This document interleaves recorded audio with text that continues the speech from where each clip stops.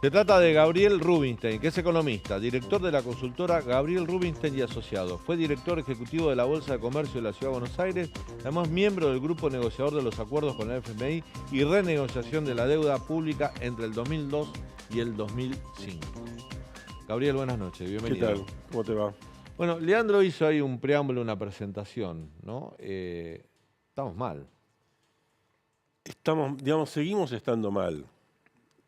Es una economía que tiene una situación como de crisis crónica, no una crisis súper aguda, pero una crisis crónica y una frustración crónica. En ese margen, el gobierno actúa y trata de solucionar problemas puntuales que se van a medida que se van presentando, ¿no?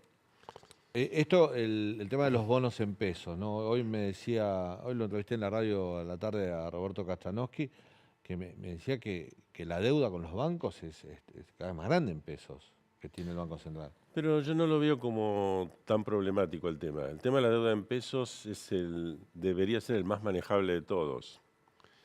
Porque lo que puede pasar es que empresas y particulares que... Pero no son esos pesos que es el que toma deuda el central de los bancos, ¿no son pesos de la gente? ¿No son plazos fijos? ¿No son...?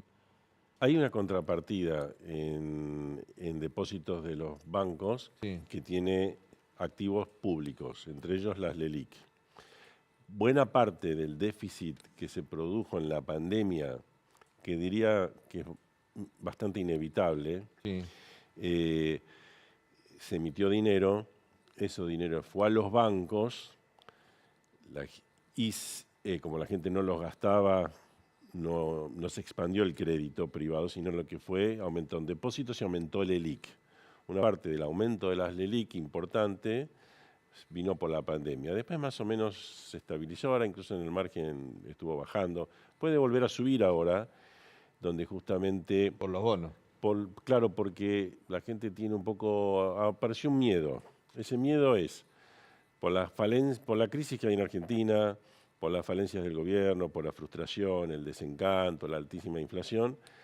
Y yo diría que una cuotita de todo eso también tiene que ver con algunas desafortunadas declaraciones de alguna gente de Juntos por el Cambio que dejó flotando la idea que podían reperfilarse los bonos. Eso generó temor, especialmente en los minoristas. Pero pensemos en una empresa que tiene depositada la plata en un fondo común de inversión. Eso lo dijo Ricardo Bursaile, que estuvo con nosotros la semana pasada. Y sí, bueno, es muy desafortunado, porque si hay algo, digamos, que Argentina tiene que avanzar en ciertos grados de acuerdos entre los que están opuestos unos a otros. Por ejemplo, los depósitos en dólares desde el 2002, después de la crisis del 2001, desde el 2002 que se pusieron, cada vez que hay una corrida caen porque la gente tiene miedo que se los expropien.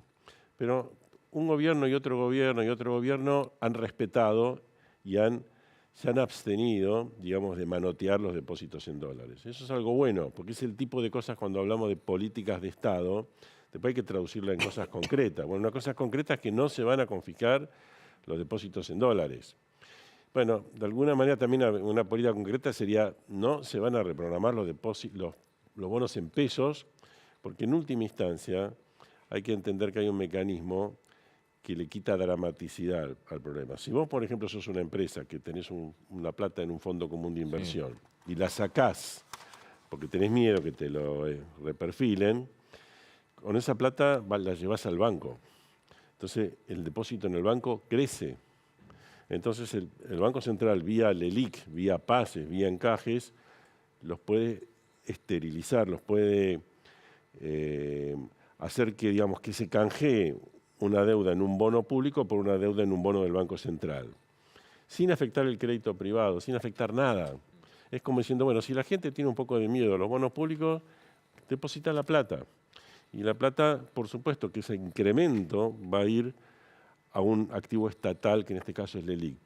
Ahora, en sí no es dramático. Ahora, si cada vez que pensamos que aumenta un activo público, entonces corren en riesgo los depósitos o corren en riesgo los fondos de inversión y bueno, estamos en problema. Ahí la misión del Banco Central y del gobierno de Guzmán es explicar bien cómo son las cosas y también buscar apoyos políticos en la oposición en esto que no debería ser una fuente de discusión, que discutan otras cosas, pero no esto no debería estar en en la discusión de decir si vamos o no a respetar la deuda. Bueno, Estamos siempre discutiendo si se de respeta. todas maneras, ese sería un escenario donde uno dice, deberían buscar apoyo dentro de la oposición, que la oposición, por ejemplo, con el acuerdo con el FMI se lo dio, Y bueno. pero el problema es que no lo tiene adentro de la propia coalición oficialista. La oposición. Bueno, lo que pasa es que, bueno, ahí Cristina, debe tener un matete en la cabeza enorme, Cristina, porque escucha cosas de un lado y del otro y dice cosas como que la inflación es culpa de, no sé, de la evasión. Si es culpa de la evasión es porque entonces no subieron los impuestos. Entonces, porque es culpa del déficit, porque entonces hay déficit porque hay evasión, o hay déficit, o es culpa del endeudamiento, que sí que se está pagando deuda, que en el caso argentino no se paga la deuda externa, pero si se pagara deuda hay que emitir. Entonces, por un lado, da a entender que hay problemas fiscales que producen inflación, pero después dice que el déficit fiscal no produce inflación. O sea, esa señora tiene un matete en la cabeza muy grande. Vos hace tiempo que venís alertando sobre el nivel de las reservas del Banco Central. Me acuerdo desde el año pasado más o menos, los informes de tu consultora ponían la lupa ahí. ¿Cómo estamos ahora de reservas? Creo que tenemos una placa basada en uno de tus informes. ¿Cuál es el nivel de reservas actual y qué podemos esperar de acá el segundo semestre, que es cuando se liquidan menos agrodólares? Las reservas son muy bajas y estamos más o menos 3.000 millones abajo de lo que deberíamos estar para esta época. ¿Lo cumplimos con la meta que tenemos con el FMI en reservas? Ahora Las metas ya se cambiaron. Las metas del segundo trimestre se cambiaron y tampoco vamos a cumplir las que se cambiaron. Tenemos la placa de justo... Sí. Justo aborda lo que vos venías contando, que estamos abajo 3.000 millones de dólares, con un objetivo al 30 de junio de juntar 6.300 millones de dólares. Eso ahora, lo que preocupa es el segundo semestre, ¿no? Eso se está relajando, pero igual tampoco. Y la meta de 5.800 para todo este año, no veo que se vaya a cumplir. Ahora, por eso el gobierno actúa desesperadamente. No, pero una pregunta, ahora continúas, Gabriel. Digo, no cumplir con estas metas, ¿te puede perjudicar los reembolsos futuros del FMI? ¿Te pueden castigar? Porque ahí está el problema. Lo que pasa es que ahora se están renegociando las metas trimestrales y el gobierno se comprometió a cumplir la meta anual. El problema es, el fondo te va a decir, vos estás con el fondo y entonces vos decís, che, no estás cumpliendo la meta. Entonces, bueno, ¿y qué haces? Porque también se supone que vos le dijeras al fondo, che, fondo, ¿qué harían ustedes? Pues después entonces que vamos a devaluar y estamos con una inflación galopante, vas a meterle más nafta al fuego. Entonces aparecen estas medidas que son de restricción, que pueden ser el tipo de medidas que están tomando ahora, o puede haber medidas de restricción de viajes y esas cosas, o directamente, que yo creo que a esta altura sería mejor, sería desdoblar el mercado cambiario y buscar un sistema malo, pero no tan malo como el cepo actual, que permanentemente te genera una incertidumbre enorme, ¿no? ¿Desdoblar en qué sentido? Desdoblar en el sentido que la parte comercial vaya por un mercado comercial. Ahí puede haber alguna que otra restricción, pero en otra época había aumento de aranceles, está el tema de licencias no automáticas, pero en esencia, exportaciones e importaciones se liquidan por el comercial y todas las demás operaciones van al financiero. Por ejemplo, turismo. Sí. Por supuesto que habría una presión sobre el contado con liquidación, que es lo que vimos hoy. Pero al mismo tiempo el Banco Central se ahorraría en el sentido de no daría reservas para esos fines.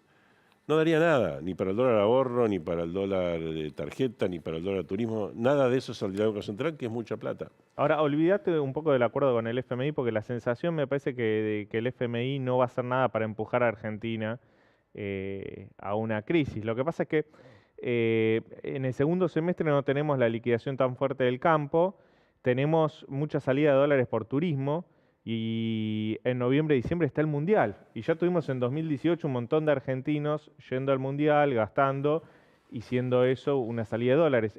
¿Cuál es el escenario que vos ves en cuanto a las reservas del Banco Central en ese segundo semestre y si crees que puede haber una disrupción financiera? Yo creo que de una u otra manera van a venir restricciones. O te van a aumentar el impuesto país, o te van a aumentar las restricciones de tarjetas, o la parte impositiva que después tenés que recuperar por las tarjetas de crédito, o directamente, no sé por qué no han pensado más seriamente en un mercado, como te digo, desdoblado, donde si la gente quiere viajar, que viaje con sus propios pesos o sus propios dólares, pero que el Banco Central no te los da. Vas al mercado financiero. Podés tener un problema de brecha en aumento, pero al mismo tiempo ahí hay un doble cuestión. La brecha aumenta porque si a vos no te dejan el dólar oficial, vas al dólar paralelo al contado con liquidación y aumenta. Pero a la medida que también veas que aumentan las reservas del Banco Central, eso también puede moderar la expectativa. Y finalmente, como estamos hablando de stocks, de pesos y dólares, va a empezar a jugar con el correr del tiempo, bueno, ¿cuál va a ser el próximo gobierno? ¿Qué piensa hacer? Se supone que si gana Juntos por el Cambio, va a tener una política fiscal más austera que la que tiene este gobierno. Van a ir más rápido al equilibrio fiscal. Y eso implica menos pesos en la calle, menos emisión, e implica mejores condiciones para el contado con liquidación o el dólar financiero que lo reemplace, baje o crezca menos. O sea que la parte de expectativas va a jugar cada vez más. Pero bueno, mientras tanto está el gobierno y casi lo único que tiene el gobierno para aferrarse es cumplir con el Fondo Monetario, renegociar metas simplemente por situaciones que van pasando. Es un acuerdo light, es un ancla light, como diríamos, pero es algo, es lo que nos mantiene sin una crisis aguda. Gabriel, usted es un hombre de experiencia, estuvo en la renegociación de la deuda externa con el equipo de Roberto Labaña, ¿no? en el 2002-2005.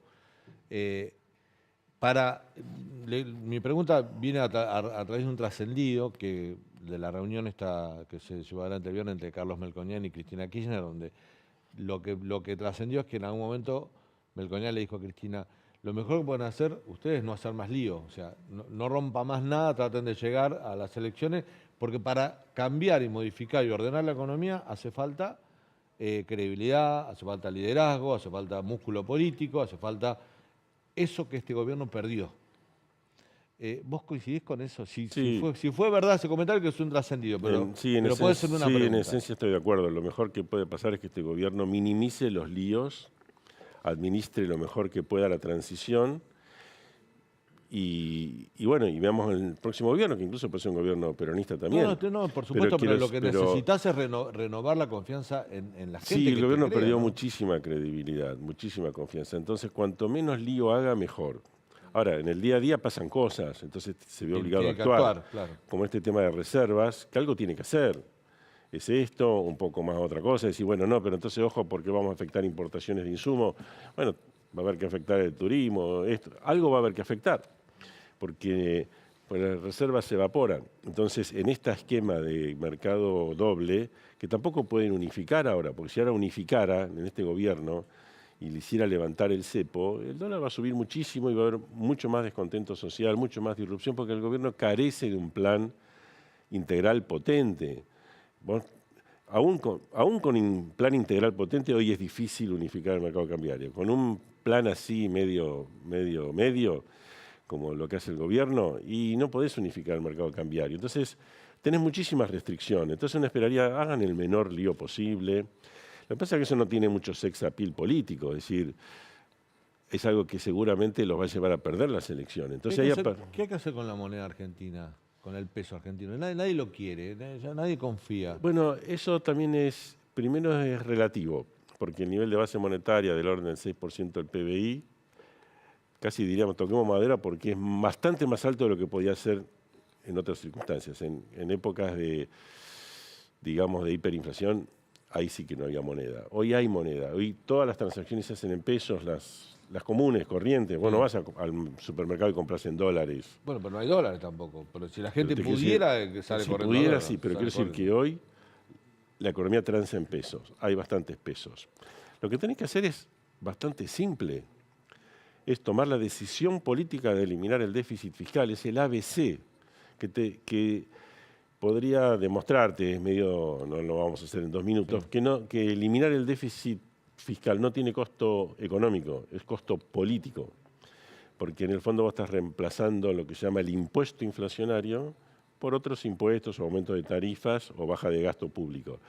Y podés solucionar, es crear la condición básica para que se termine la inflación argentina, que es el drama que hoy nos aqueja porque la inflación se fue de madre, ¿sí? Bueno, eso se puede hacer. Este gobierno es incapaz mentalmente de hacerlo, porque tiene taras mentales, empezando por Cristina, que directamente no entiende el fenómeno.